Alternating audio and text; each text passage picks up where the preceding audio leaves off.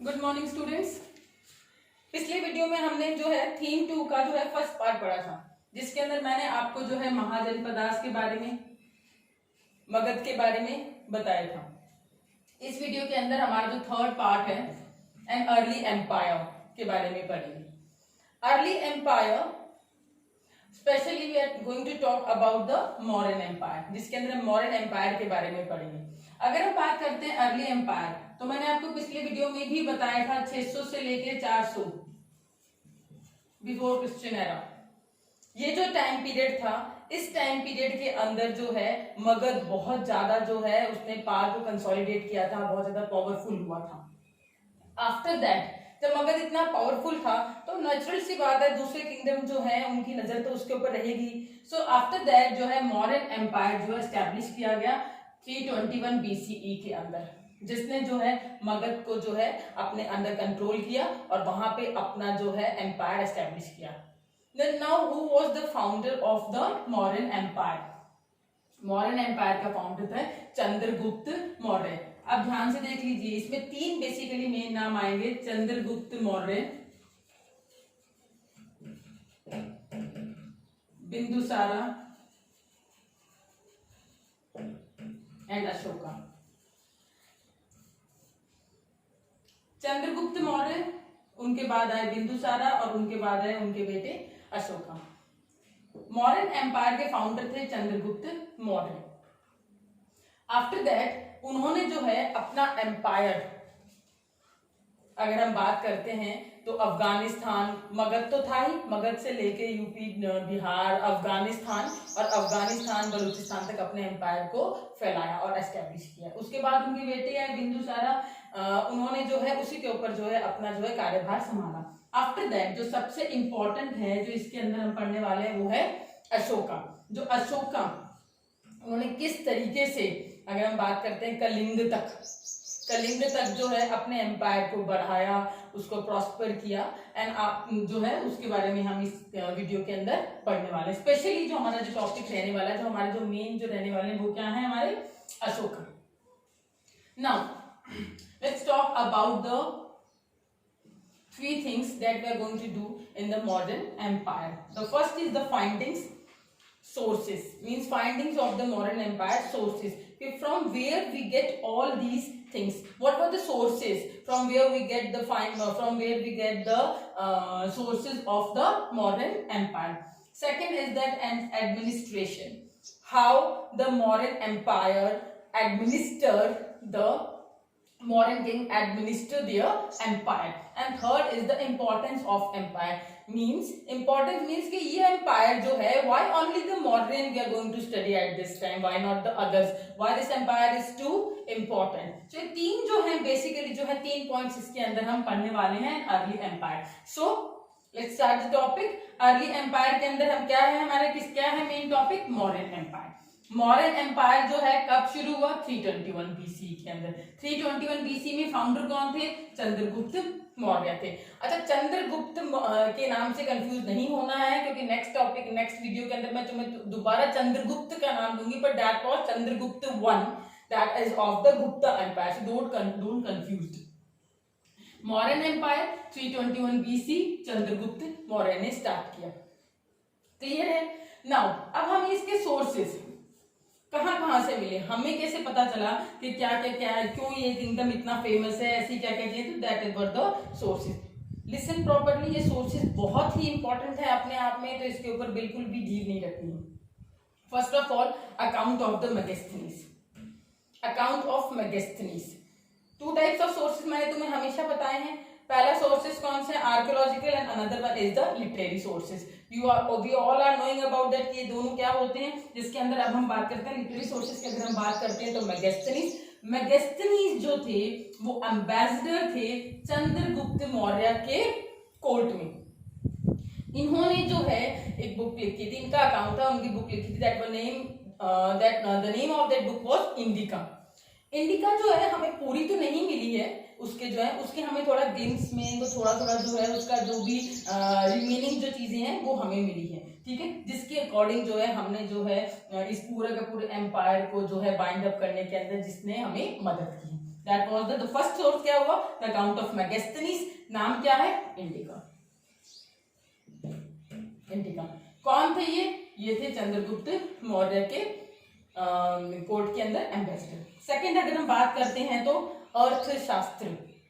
अर्थशास्त्र जो है सबसे इंपॉर्टेंट सोर्स है जो आज भी जो पूरा आज भी हमारे देश के अंदर काम आता है। Very important thing it is अर्थशास्त्र।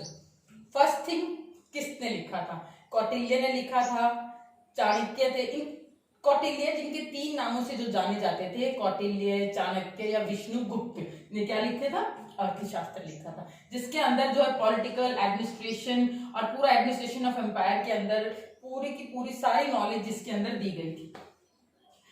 अर्थशास्त्र कौटिल्य जो थे वो भी चंद्रगुप्त मौर्य के कोर्ट में prime minister. Kautilya was the prime minister of the Chandragupta। ये एक ऐसी, अगर तुम्हें क्वेश्चन आता है इंडिका या फिर अर्थशास्त्र के अंदर अगर कोई क्वेश्चन आता है तो ये एक ऐसा है जिसमें फुल नॉलेज है, इसके अंदर ग्लिम्स में है, इसके जो नॉलेज है वो फुल प्रूफ नॉलेज है, फुल है, जो आज भी हमारे पास है, जो आज भी हमारे पॉलिटिक्स के अंदर अगर हम बात करते हैं, इकोनॉमिक्स की बात करते हैं, जिसको यूज किया है, जिसके जो रूल्स एंड रेगुलेशंस हैं आज भी यूज किए जाते हैं। थर्ड अगर हम बात करते हैं तो स्कल्पचर्स तो मैं आपको पहले भी बता चुकी हूँ, लेकिन स्कल्पचर्स के अंदर अगर हम बात करते हैं लॉ एंड कैपिटल की, national emblem law and capital जो अशोका के टाइम पे था, जो उनके भी जो है टाइम पे स्पेशल जो है जो काम में लिया था, that was the law and capital. Next and not the least, okay, धामा से पहले मैं तुम्हें एक चीज और बताना चाहती हूँ। अशोका जो थे उनकी जो इंस्क्रिप्शंस थी, Ashoka was the first who wrote all his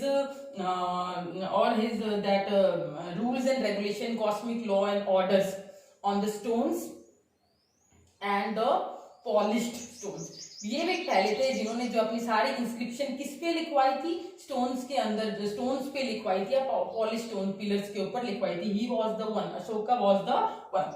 now the next let's talk about the next source, वो है हमारे सोर्स है धामा। धामा means cosmic law and order. अब होता धामा लाइक धर्म, जो लोग बुद्धिज्म अडॉप्ट किया करते थे और बुद्धिज्म के अंदर जो उनके अपने कॉस्मिक लॉ एंड ऑर्डर हुआ करते थे, रूल्स फॉलो करना, जो रूल्स हुआ करते थे जिसको फॉलो किया जाता था, उन रूल्स को क्या कहा करते थे, धामा कहा करते थे। बुद्धिज्म के rules and order, law and orders को जो है धामा कहा जाता था, और दोज हु अडॉप्ट बुद्धिज्म उनको ये रूल्स फॉलो करने पड़ते थे। And Ashoka was the one who adopted dhamma और who adopted the Buddhism after the war of Kalinga. Chandragupta Maurya, ऐसा नहीं है अशोका ने, ये सब हिंदुइज्म से हैं लिंक करते हैं, पर ऐसा नहीं है अशोका ने जो है ये अडॉप्ट किया, तो फिर चंद्रगुप्त मौर्य ने भी वही, Chandragupta Maurya adopted the at the last time of his life adopted Jainism। अब धामा होता क्या है? धामा ऐसी रूल्स एंड रेगुलेशन है जिसके अंदर ये बताया जाता है कि अपने एल्डर्स की रिस्पेक्ट करो, जो है सर्वेंट्स को जो है प्रॉपर रिस्पेक्ट दो, हर धर्म बराबर होते हैं, ठीक है, और सब धर्म की रिस्पेक्ट करो, सबको प्रोपोगेट करो, ऐसे कुछ रूल्स एंड रेगुलेशन होते हैं। सबकी इज्जत करो, अपने बड़ों की इज्जत करो, ये सब चीजें जो है लिखी जाती हैं। छोटों को प्यार दो, ये सारी चीजें जो हैं were called the rules and regulation, cosmic law and order, जो किसमें लिखे गए थे, धामा के। ये सबसे इंपॉर्टेंट चीज इसके अंदर जो आती है that is the uniform administration system. According to dhamma ये माना जाता है कि अशोका ने ये बताया था कि वो यूनिफॉर्म एडमिनिस्ट्रेशन सिस्टम अडॉप्ट था, मतलब हर जगह उसका जो सेम था। बट हिस्टोरियंस ने जब सर्च आउट किया देन उनको ऐसे लगा कि there is no uniform system in that. इतना बड़ा एम्पायर है, अगर हम बात करते हैं इधर कलिंग से लेके इधर अफगानिस्तान बलूचिस्तान की तरफ, उधर उत्तराखंड से लेके जो है नीचे आंध्र प्रदेश, इतना बड़ा एम्पायर, क्या ये पॉसिबल है कि इसमें यूनिफॉर्म एडमिनिस्ट्रेशन सिस्टम होगा?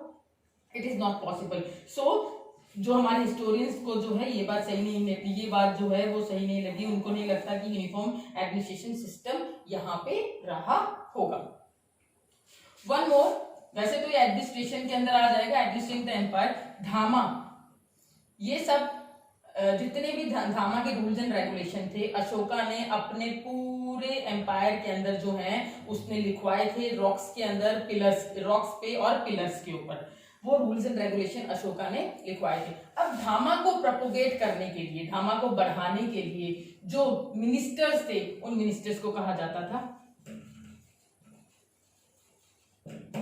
महामत्ता, उन मिनिस्टर्स को कहा जाता था महामत्ता। So these were the sources जिससे हमें मौर्यन एम्पायर के बारे में और स्पेशली जो है अशोका के बारे में जो है पता चला। कौन से टाइम पीरियड से, 321 बीसी से लेके 185 बीसी तक का टाइम पीरियड जो है हमें इन सोर्सेस के थ्रू पता चला है। अब 185 was the end time of that Mauryan empire, और इसी के बीच में जो है 275 के बाद जो अशोका ने जो है रूल करना स्टार्ट कर दिया। Let's come to the next topic, administering the empire. अब सोर्सेज से पता चल गया सारी चीजें हमें, स्पेशली अर्थशास्त्र से या मैगस्थनीज से पता चल गया किस तरीके से क्या रूल किया करते थे। अब ये किस तरीके से अपने एम्पायर को एडमिनिस्टर किया करते थे। महाजनपदास के बारे में मैं आपको पहले भी बता चुकी हूँ, स्टेट्स के बारे में आपको पहले भी बता चुकी हूँ। सो इसको इन्होंने 3 पार्ट्स में बांटा, political administration and the army. Let's talk about the political and administration work first.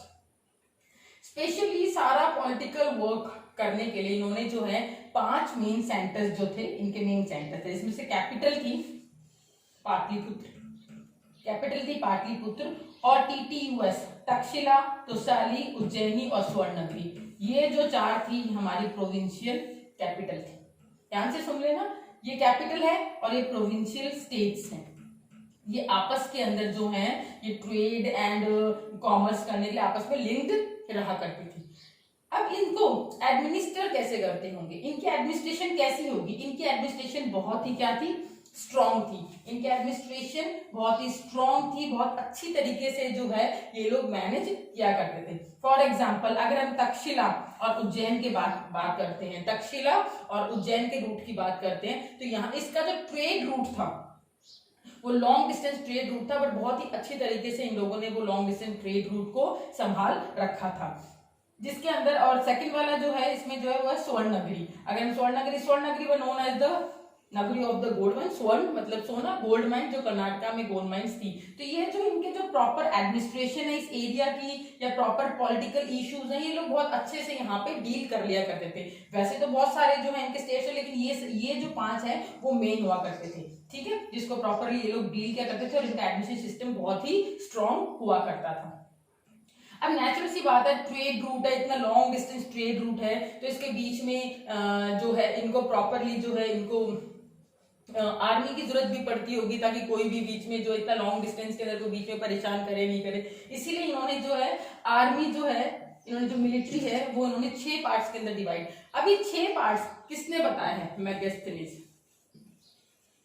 Megasthenes का जो हमें रिकॉर्ड मिला है, तो फ्रेगमेंटेशंस के अंदर जो भी हमें मैगस्थनीज का रिकॉर्ड मिला है उसमें ये बताया गया है कि आर्मीज को जो है इन्होंने, एक कमेटी थी मिलिट्री की, एक कमेटी जो है उन्होंने इसमें 6 सब कमेटीज में बांट रखा था, जिसको प्रॉपरली ये लोग हैंडल किया करते थे। 6 कमेटीज कौन कौन सी थी, navy, transport and province manager, then foot soldiers, horse, chariots and the elephant. ये 6 टाइप की आर्मीज हुआ करती थी।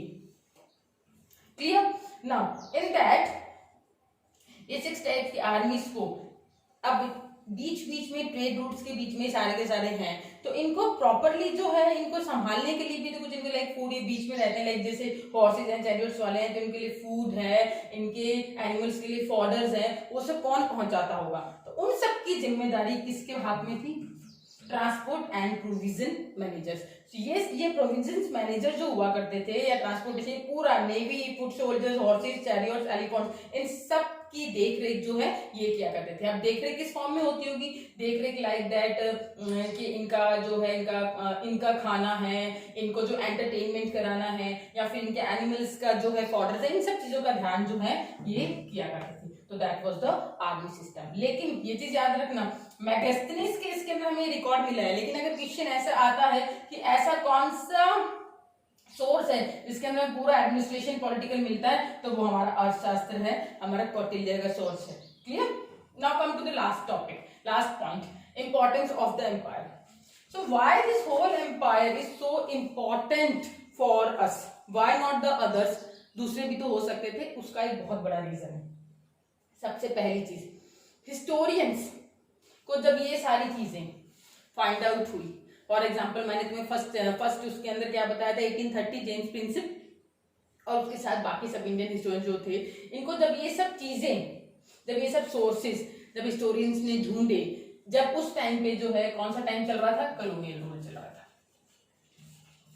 हम किसके अधीन थे, अंग्रेजों के. मतलब 19वीं सेंचुरी में हमारे कौन था, कॉलोनियल रूल चल रहा था. एट द कॉलोनियल रूल, ऐसे टाइम पे जब हम अंग्रेजों के अधीन हैं, और उस टाइम हमें ये पता चलता है कि हिंदुस्तान का एक ऐसा राजा भी था जो बहुत ही जो पावरफुल था, इसने प्रॉपरली जो है पूरे किंगडम को संभाला है और इतना बड़ा, इतना राज किया है पूरे. तो उस टाइम पे अगर हमें ये चीज मिलती है तो it was very challenging and exciting. So at that time जब इनको पता चला कि ऐसा एक राजा है जो अशोका, जो इंडस्ट्रियलाइजेशन के अंदर या फिर जो हर तरीके से मतलब कमर्शियलाइजेशन के अंदर trade routes, armies, political issues, इन सब चीजों का ध्यान रखता था और इतना पावरफुल था कि खुद एक हिंदुस्तान का राजा जो इतना पावरफुल, इसने अपने एम्पायर को इतना पावरफुल किया है. तो इससे जो है इनको और भी हिम्मत की, जो नेशनलिस्ट लीडर्स हैं, इन्होंने इनको क्या बनाया, एक प्रॉपर जो है इन्होंने अपनी एक मेन बड़ी फिगर बनाई कि भाई हाँ, ये जब अगर ये जो है अशोका जो है वो खुद अगर प्रॉपरली जो है रूल कर सकते हैं, तो why not we again rule in the India. That's it. Thank you.